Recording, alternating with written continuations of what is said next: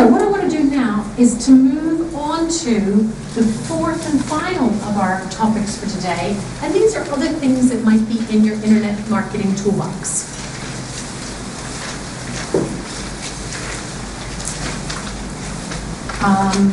I've been doing internet marketing since 1993. So I did my first internet marketing workshop in 1993, where I published a book listing everything good on the internet. And it was 8 pages long. The internet has changed quite a bit lately. So the workshops that we did last year, a lot of it had to do with search engine optimization. This year, people are very interested in social media. Next year, people are very interested in the mobile internet. And what concerns me is the killer application that is not sexy right now, but the one that is likely to be most beneficial to your businesses remains email marketing. It is not sexy, it is not popular, and yet it is the one that for our clients drives revenue like billion. These are companies that know you and love you, have bought from you in the past, and if you simply keep in touch with them and remind them that they are your favorite customer, they will continue to order from you. What is the main reason we lose customers in the real world? They think you're not. It might be that the company goes bankrupt. It might be that your contact has moved away and gone to another business. It may be that the person has died. But the main reason we lose customers is that they think you don't want their business anymore. And email marketing is a great way for you to keep in touch with people, to let them know that you want their business. It is quick and easy to deliver. So again, if I had all my customers' email addresses, I could send them out an email letting them know what it is that I'm doing, or offer them special information. One of my favorite email marketing messages that I send out is when I see something that might be interesting to a client, I send them an email, and in the subject line, I write, I saw this and I thought of you. And all I do is email them the link with my name and my address underneath. Does that make sense? And I just whack them out something that I think is going to be of interest to my clients. It could be as simple as that, letting them know that you're thinking about them. Now what's beautiful about email is that it's very inexpensive to do, and I can send an email out in terms of our search engine optimization services, and I could say the first month of your search engine optimization service is free. So what I can do is split my customer base in half. You guys, I'm going to send the message that says the first month of your search engine optimization is free. You guys, I could send a message saying the contract is half price if you order before August 31st. And I can see which offer gets the best response. So you can test different offers to see what do people like and what are they going to respond to. Now the beauty of that is if I split it in half, I send you guys this message and I send you guys that message, I will know which ones of you have opened my email. I know who you are. Not only that, if in my email I were to send you a link to our pay-per-click service, I send you a link to our SEO service, whatever, I know which ones of you have clicked on the SEO link, and I know which ones of you have clicked on the pay-per-click link. You can see what they're interested in. So, what do you think we do with our telemarketing people? I then produce a report after I send the email out, and I say, here are the people who clicked on the buy one, get one free pay-per-click offer. And she's going to ring them up. Does she let them know that she knows they clicked on the link? No. But she does know that they clicked. What is she going to say to them in the phone call? I'm checking to see if you received our email. We know you got the email because we saw you click on it. But she's going to say, did you receive our email? And do you have any questions about any of our services? Can I help you with the pay-per-click offer? Ha, ha, ha. We know you clicked on it. So you are able to see the behavior behavior, you know what they're interested in, and you can integrate your email marketing with your other kinds of marketing activity. I could also maybe, how many of you get a lot of post nowadays? Do you get many letters? I don't. I get hardly any. So do you think it would be worth, if you send an email out and you know they clicked on something, blue widgets, do you send them a letter talking, and the brochure talking about your blue widgets? You know they're interested in it. So email allows us to segment our customer base. And the other thing email marketing does is it allows us to automate what's called the customer journey or the customer life cycle. Do any of you guys buy stuff on Amazon? Don't you love it when you place an order on Amazon? What's the first email you get back? Thank you for your order. You're going to get another email from Amazon, aren't you? What's the next one going to be? Your order is shipped. Do you guys like to get that message? I always delete it straight away, but doesn't it make you feel good to get your order's been shipped? And then they usually follow up finally with an email saying you can rate your experience with Amazon. These are automated emails that once somebody does something on your website, it could trigger a whole series of these automated emails. These are called trigger emails. Do any of you have the kind of business that you could send out trigger emails?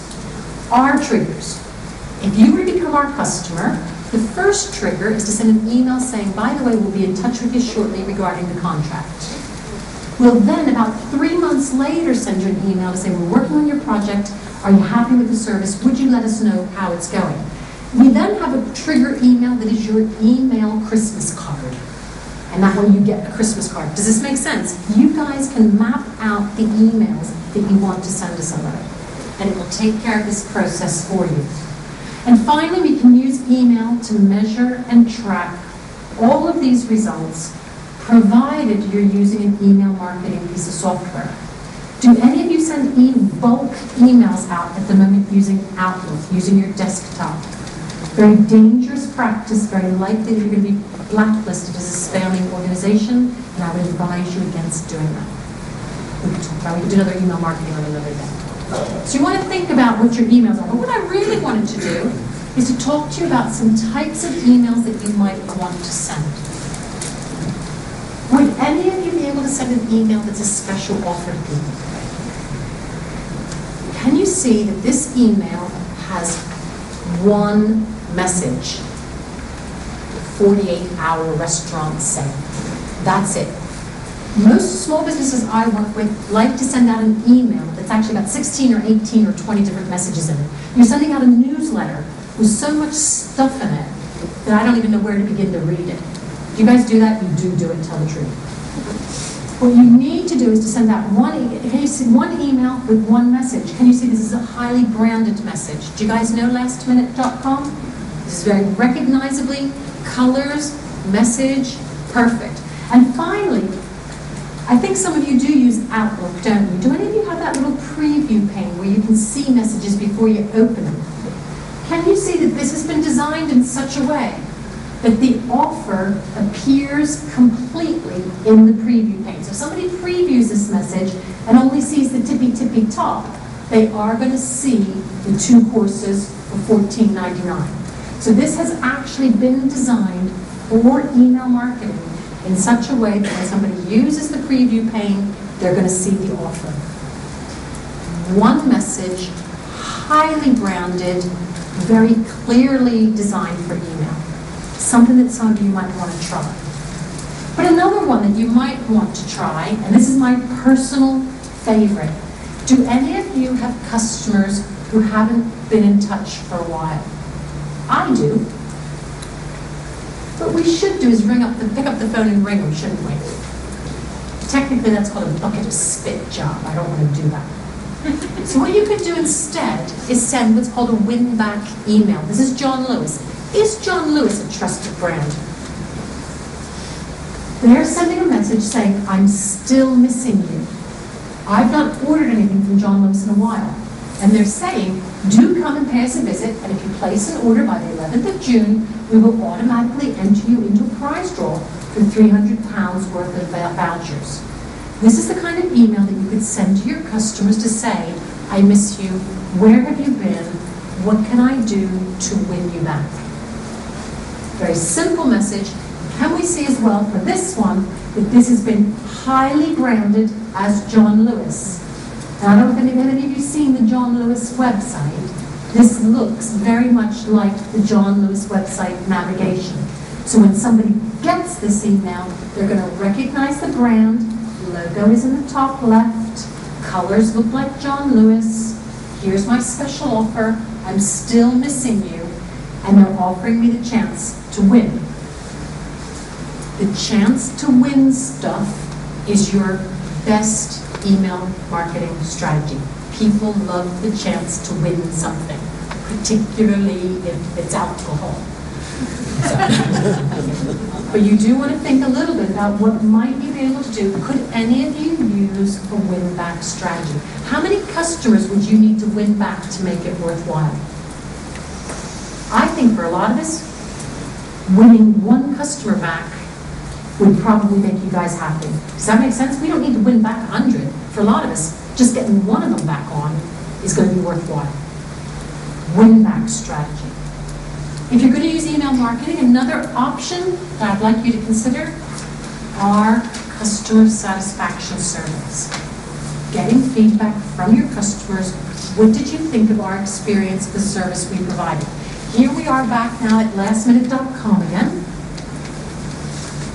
And they've got a really, again, notice it's beautifully branded, use of color, really nice imagery saying, thank you for using my business. How nice is it to send, did you guys thank your customers enough? I suspect we don't. We forget to say thank you to our customers. Thank you for using our business. We know how important it is, and what we want to do is to see if we can improve our service for you. Give us your feedback. And they're using an online survey piece of software. There is a free piece of survey software you can all use called SurveyMonkey. SurveyMonkey.com allows you to create a survey. It will collect all the results. It'll produce little pie charts to let you know how happy people were. The free service, I think, only lets you get either 50 or 100 results. But for most of our small businesses, that's going to be absolutely fine. And you can use this to keep in touch with people to see how well are you performing and getting this kind of survey data. Do any of you do customer satisfaction surveys? Thumbs up, thumbs down? Yes. More up than down. More up than down. Yeah, good for testimonials as well. That's a very good point. The suggestion here is using these customer surveys are an excellent way to try to harvest and get customer testimonials.